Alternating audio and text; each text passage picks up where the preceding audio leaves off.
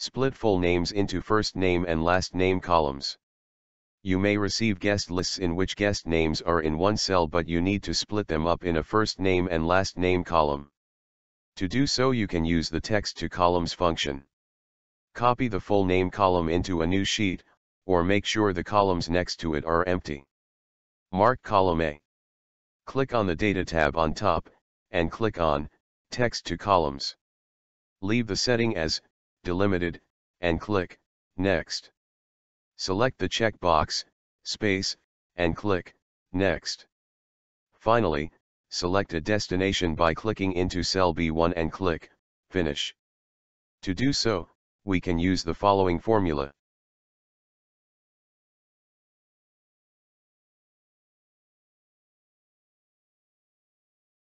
If you like this video, please click on thumbs up, and subscribe to our channel for more event planning hacks. Thanks for watching.